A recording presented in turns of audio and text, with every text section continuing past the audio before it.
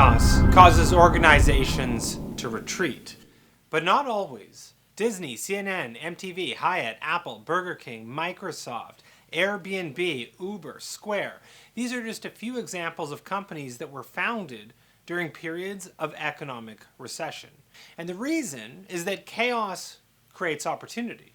Chaos also changes the rules. It reshuffles the deck. But more importantly, chaos switches who is in the lead. I want to pause on that for a second because that's the reason you're tuned into this video. Chaos switches who is in the lead. I spent 20 years of my life studying chaos, and a dozen years ago I had my big break, basically, when I published Exploiting Chaos, which was an award-winning book that came out right before the markets of 2008 and 9 collapsed. When that happened, I started getting invited by Fortune 500 CEOs to help them reinvent. That became sort of contagious. I was in the right place at the right time. Fast forward, and I've now worked with 700 brands, billionaires, CEOs, and world leaders in their quest to get better and faster, in particular during time periods of chaos. This year, 2020, I rewrote that book as a double-sided book, Create the Future, Tactics for Disruptive Thinking, and the Innovation Handbook. And today I'm going to walk you through a few lessons from history to help you think about what I call chaos-induced recharting. Chaos-induced recharting is the reality that we get caught in a path. We become successful, we start repeating past decisions, and we start missing out on opportunities close within our grasp because of the fact that we're succeeding. But when we have something like a crisis, crisis leads to chaos. Crisis is terrible, but chaos is predictable, and chaos leads to a recharting of the path that you're actually on, which is why chaos causes so much disruption and opportunity simultaneously. As a quick little example, a story I usually tell in 10 minutes or more that today I'll do in 30 seconds would be that Tony Hunter was the CEO of the Chicago Tribune. And for 26 years of his life, he had a perfect career as the publisher, and times were great. But he got offered the job of CEO when the markets were getting disrupted by digital. They asked him to fire 20% of his staff, declare bankruptcy, and basically turn this paper around. That is a crisis. That's a terrible situation. But through that period, when I was working with him, he started entering chaos and studying and finding the patterns and looking for opportunity. And by the end of it, after a couple years, he went from bankruptcy to the most profitable news organization in America. Put more simply, he recharted his path, and so can you. All of us have been on a path, but time periods of crisis, chaos, and recession create an opportunity where we can reset our path, where we can better identify what opportunity lies so close within our grasp.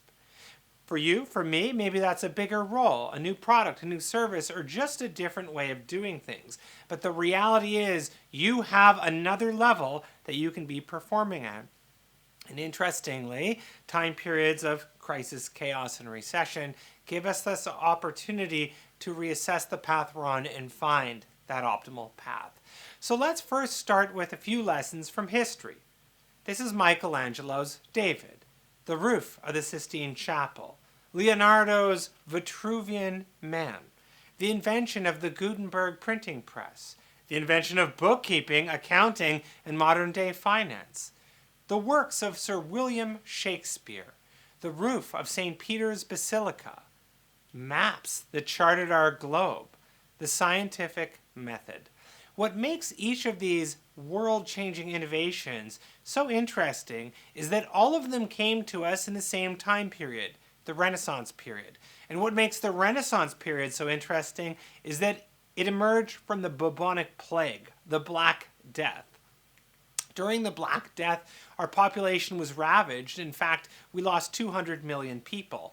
But through that process, we went from having a path-dependent aristocratic world to a situation of crisis. Crisis reshuffled the deck. It changed the levels of social status. It introduced a new level of mobility. And in the period of chaos that emerged, there was a recharting, an emergence of a middle class where people reshaped our world, and where we had advances in science, technology, art, music, geography that would forever reshape the trajectory of human potential.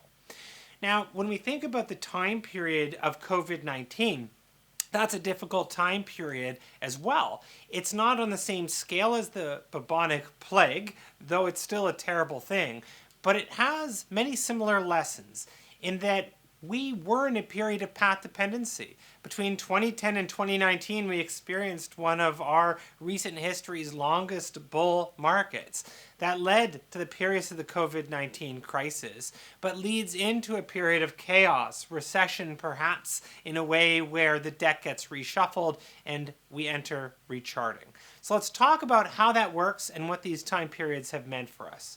First of all, let's talk about the path-dependent period of our last decade. If I was giving you this keynote a year ago, I would be talking about augmented reality, futurism, artificial intelligence, virtual reality, mind reading, the introduction of so many technologies that will reshape our lives, that the core conversation a year ago was on how humans' potential was going to evolve in a way that was very inspiring to you. But the issues we ran into in that period of path dependency is that when times are going well, companies also start sticking to rules, policies, procedures, structures, compliance, brand standards, and we actually get stuck in a path. The problems I've worked on with several hundred clients are typically that new ideas are tough because we're not big enough, we're not small enough to be nimble. This isn't related to us. We can't do that. We need focus. We need to hit goals. We want results. Probably a couple of those statements resound with you. They probably make you feel what it's like to want to be the champion, pushing for new levels and new opportunities, but yet feeling constrained by needing to get buy-in, by the consistent need to produce next quarter's results. What happened in these time periods that are good is that success causes us to become path dependent, and path dependency prevents us from seeing what opportunity is so close within our grasp.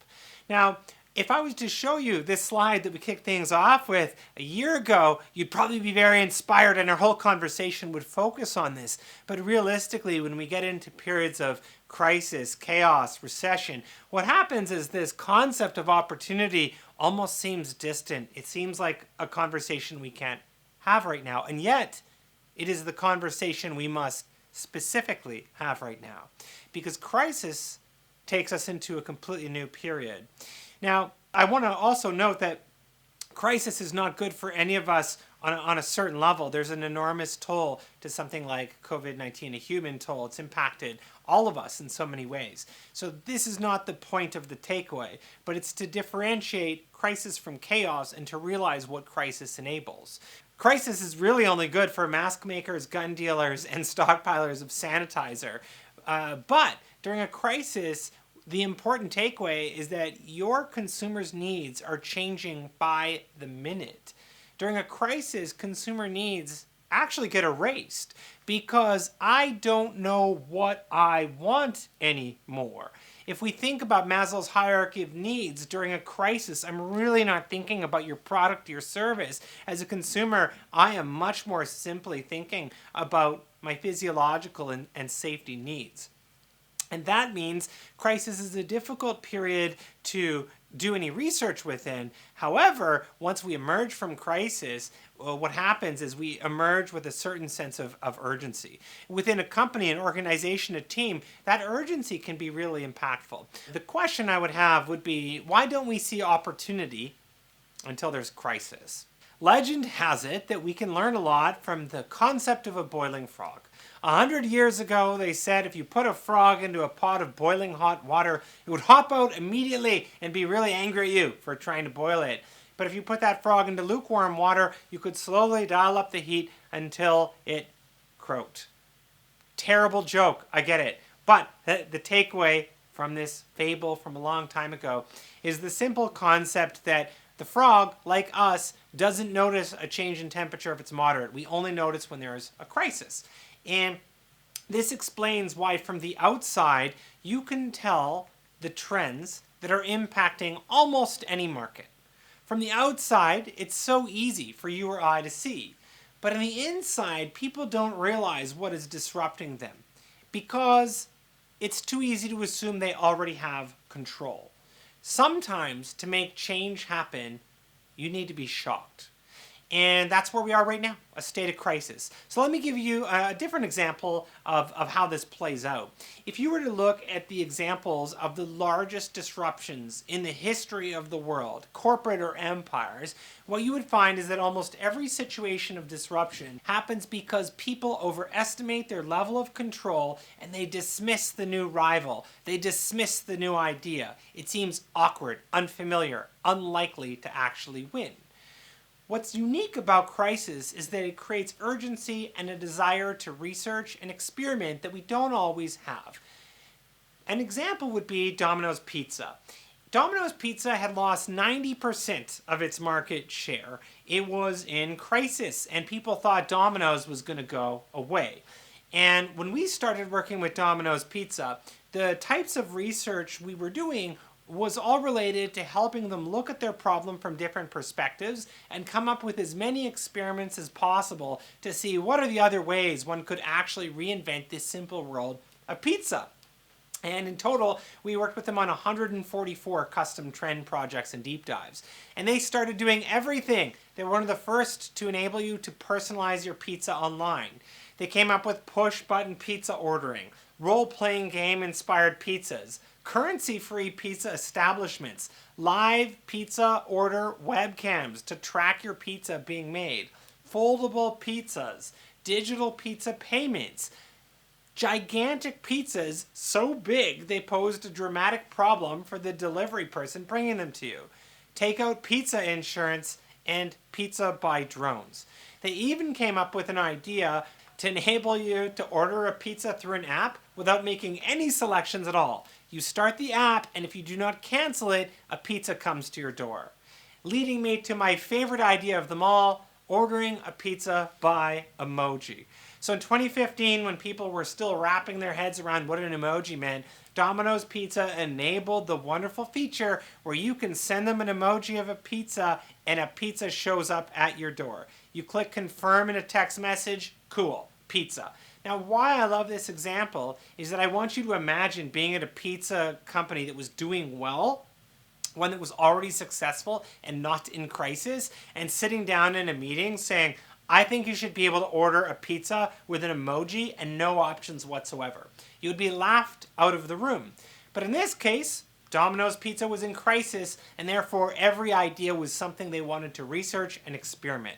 Fast forward in time, and they went from their 90% decline to growing 10,000%. In fact, if you invested $10,000 in Domino's Pizza, you would have made $1 million, more than you might have made in almost any tech investment in the last decade. Crisis creates urgency and a desire to research and experiment. Meanwhile, companies that think they're doing well are more likely to be protective, repetitive, and complacent. Companies that think they're doing well are more likely to be disrupted. All this leads us to the stage of chaos, a stage that typically lasts 6 to 12 months, and one that at the time of this video we have not yet entered, but one that we will enter once we emerge from crisis. The interesting thing about chaos is that chaos is predictable. And after studying 500,000 ideas with 3 billion views to trendhunter.com, what we've learned is that chaos always follows a series of 6 specific patterns: acceleration, reduction, convergence, divergence, redirection, and cyclicality. The way to think about chaos is that any big change to a market is like a splash in water, and that splash creates ripples of opportunity. If you learn how to study the patterns of the splash, of the chaos, you can predict what's next. And if you visit trendhunter.com, you'll realize we've categorized hundreds of thousands of ideas according to these 6 patterns because we study how innovation evolves to enable you to predict what's next. And this means that chaos is actually predictable. And when we look at the different companies founded in periods of global economic recession, we find that their success wasn't random, their success was predictable. Let's take a few examples. Fortune magazine was founded 4 months after the Wall Street crash of 1929. Fortune was priced at $1 an issue, which was the same price as a wool sweater in 1929. Worded differently, Fortune was a luxury business publication, more expensive than any magazine ever, priced at the same dollar value as a sweater. Wow. And yet, despite that, Fortune succeeded. Fortune ended up with 500,000 subscribers and made $7 million of modern day profit during the Great Depression. And the reason why Fortune succeeded was because they more simply answered a new consumer need. You see, people during the Great Depression had lost their jobs because of decisions being made behind corporate boardroom doors. Fortune offered a glimpse behind those boardroom doors into how did we end up here and when might we emerge. Worded differently, Fortune was simply an answer to a new consumer need. Chaos rule number 1 is that you need to solve a new consumer need. And this brings me to a second example from 1929. Back in the day when your grandfather silenced the piercing ring of his alarm clock, he began his day knowing that it would kick off with a tasty, delicious bowl of Post Grape Nuts, which was his favorite cereal and in fact one of the only cereals in the 1920s. That was the market leader, the standard, almost the monopolist. Launched in 1897, Grape Nuts dominated the world of cereal. This ad reveals men who command great enterprises first master themselves. For food and drink largely define character, Grape Nuts is a master food for thinkers. Wow. Random fact, Grape Nuts do not contain grapes nor nuts. Regardless, your grandfather loved his Grape Nuts. Now, in the Great Depression, Post cut their ad spending dramatically. But meanwhile, what they didn't know is that a hungry tiger lurked about. That tiger was the energy and excitement of Tony the Tiger from Kellogg's. Now, Tony the Tiger was not yet born, but his spirit was born in Will Keith Kellogg, a man that knew that change equaled opportunity. During the Great Depression, when everyone else cut their ad spend, Kellogg jumped at the opportunity, doubled, tripled, quadrupled ad spend, and by the end of the Great Depression, Kellogg's emerged as the market leader for cereal. They went from barely existing in that cereal market to being the dominant leader, and then your grandfather was no longer looking for Grape Nuts. Your grandfather was excited each morning about having his toasted cornflakes. Now, the lesson in this example is that you can thrive when others retreat. So let's imagine that we were going to start a company in this crazy time period of chaos. Let's imagine it was an ice cream company. If we were going to start an ice cream company, the first thing we would need to figure out would be the flavor lineup. And we would want to do a little bit of research. In that research, you and I would learn that the most popular flavor in the world is vanilla ice cream. So we would make sure to have that as a staple in our lineup. Now the issue is that you don't care who you get your vanilla ice cream from. You could get your vanilla ice cream from that store over there, from this brand over here, or in a time period of a recession, maybe you get your vanilla ice cream from someone else. But if you like Cherry Garcia, if your favorite flavor is Ben & Jerry's Cherry Garcia, then there's no other flavor that would do. Interestingly, Ben & Jerry's launched Cherry Garcia and grew their company during the 1991 global economic recession. They were priced as high as 4 times higher than other brands in the ice cream lineup, but because people like that irresistible flavor so much, they dramatically grew their company, and by the end of that period, they were able to sell their little startup to Unilever for $330 million. In the words of Jerry Garcia himself, you do not merely want to be the best of the best, you want to be considered one of the only ones who does what you do. Chaos rule number 3, be irresistible to a specific group of people. Chaos makes inspiration seem distracting. Sure, there's all sorts of ideas out there that might lead you to your next new product or idea, but in a time period of crisis or chaos or recession, what happens is that in addition to the new concepts in the world, we think about our customers, our competitors, our strategy, and there's just so much change going on that we often skip the steps of research and want to rely on our gut instinct in order to come up with new ideas. We want to stick to the path that we're on. However, rule number 4 of chaos is that chaos changes the rules, and therefore it reshuffles the deck, it switches who's in the lead, and it means that those who study their consumer methodically will be more likely to actually adapt. You need to recognize all the research you did in the past is suddenly becoming irrelevant by the minute, and you need to restudy your customer, competitor, and strategy in order to come up with ideas that work in the new market, in the new normal. One of the most common questions and challenges that I get asked to help with is all about getting buy-in for innovation, for new ideas, for taking on new risks. And the example I like to give is about Smith Corona and finding hills of opportunity.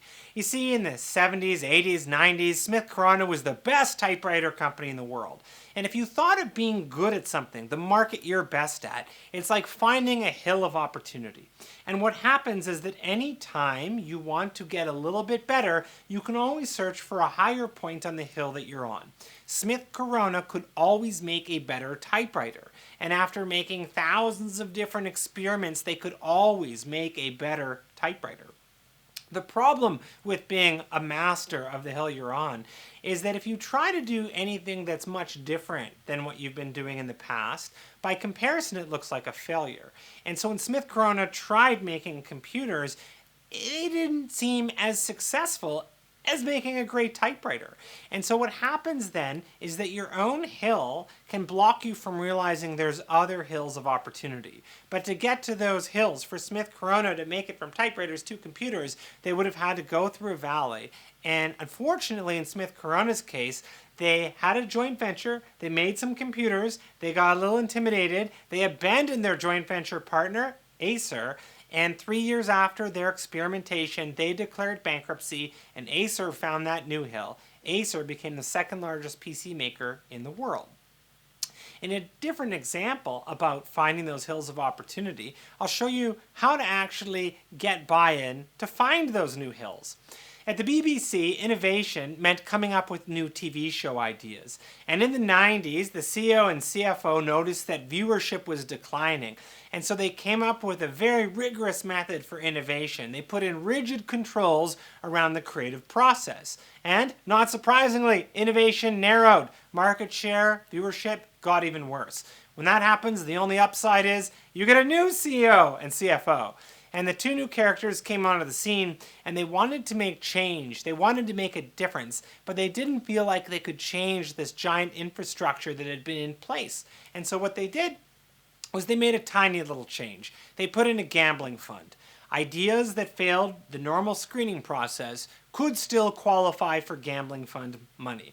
And one of the ideas that failed the screening process was The Office, which went on to become the biggest hit in BBC's history, and of course, their huge global export. Chaos rule number 7 is that you need to find a way to create a gambling fund. That could be a gambling fund with your time, your team's time, or money that you're investing into new ideas. If you want to sell that idea in a way that's even easier to receive for an executive or a CEO, I like to think about the idea of managing innovation like a stock portfolio. In your stock portfolio, you know that the market goes up and the market goes down. And when it goes down, you can't panic and sell all of your good stocks. You need to hang on and be balanced and recognize you need a proportion of high-risk investments, some medium investments, and some that are safer bets. Interestingly, 97% of CEOs have innovation as one of their top priorities, and so you know there's already a desire to innovate, to take the company to the next level. And what you'll find is that when you're the one suggesting these ideas, proposing that gambling or innovation fund, you'll more likely than not be received by open arms by people who want to see you're bringing method and rigor to figuring out how we innovate. You're not just the idea person, you're the person that wants to bring a methodical, stock portfolio-like approach to innovating and creativity. In this time period of chaos, you have more permission to innovate than you think. You have more permission to fail, and you have permission to save the company. Let's apply these lessons and take a look at how you can navigate chaos using the patterns of opportunity to predict where your consumer needs are actually headed. The case study I want to do very quickly, which we'll breeze by, would be to think about your favorite restaurant, your favorite local little hotspot, and how they're being impacted in a world of COVID-19 and what happens afterwards.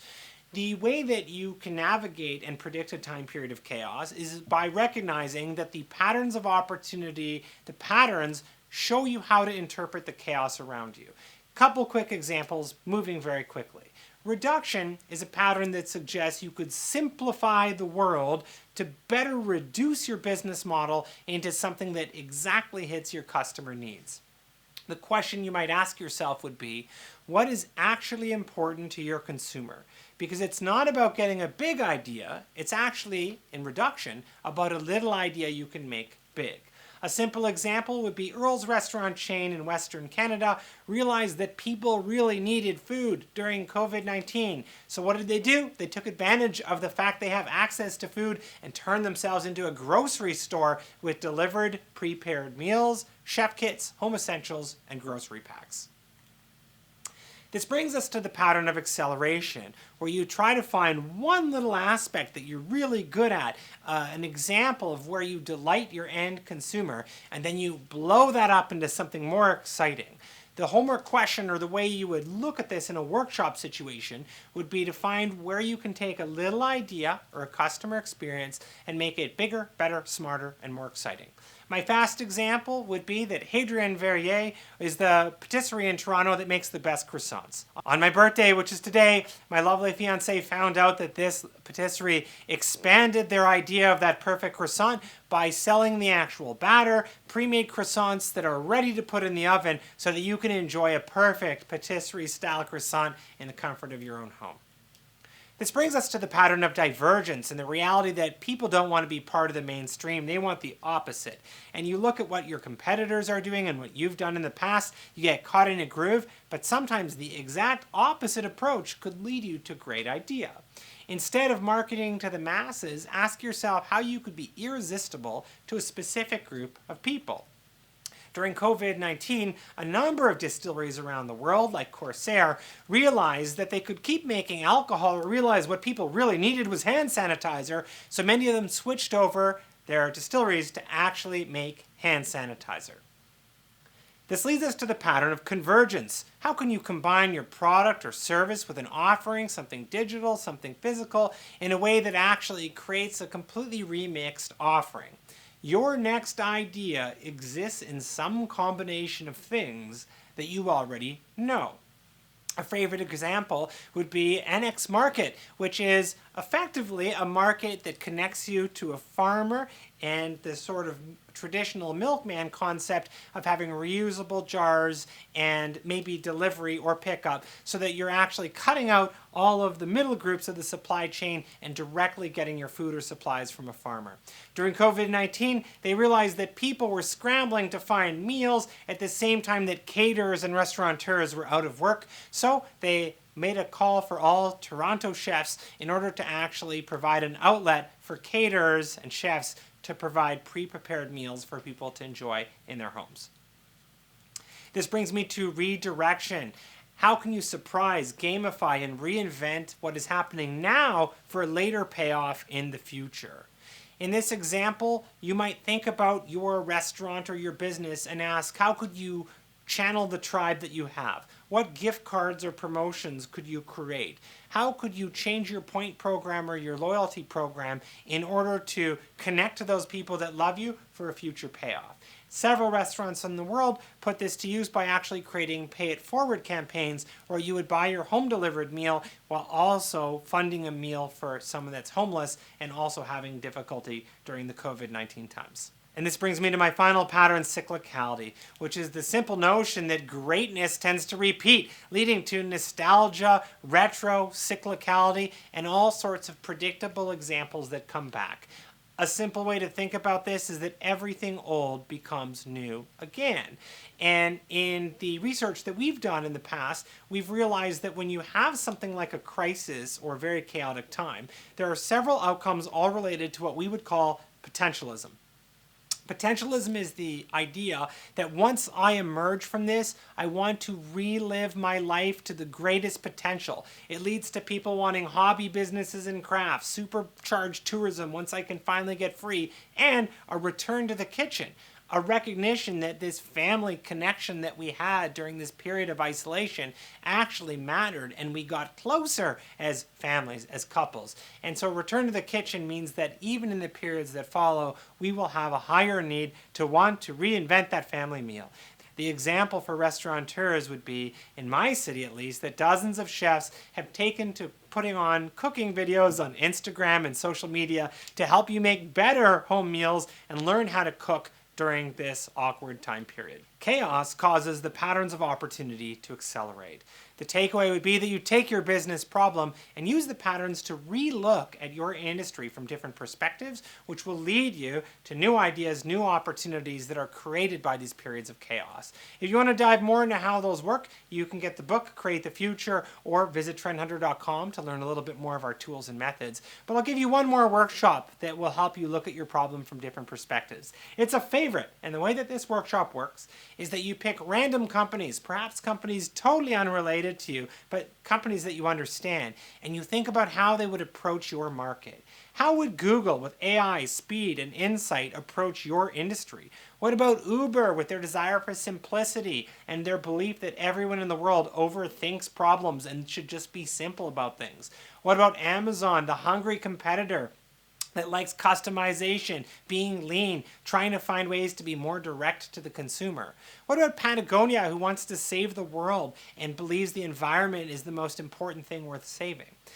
You could use these 4 companies or pick any others, and the takeaway would be to think about how they would approach your industry, your market, if that's the only market in the world they cared about. And this exercise more simply breaks you out of your path to look at your problems from different perspectives in order to find out where you're strong and where you're weak. I'm going to give you some free extras, some resources, some trend research. But first, I want to let you know I believe that crisis is not good for anyone, but crisis does create a certain level of urgency. That urgency leads to chaos, and chaos creates opportunity. Chaos changes the rules. Chaos switches who's in the lead.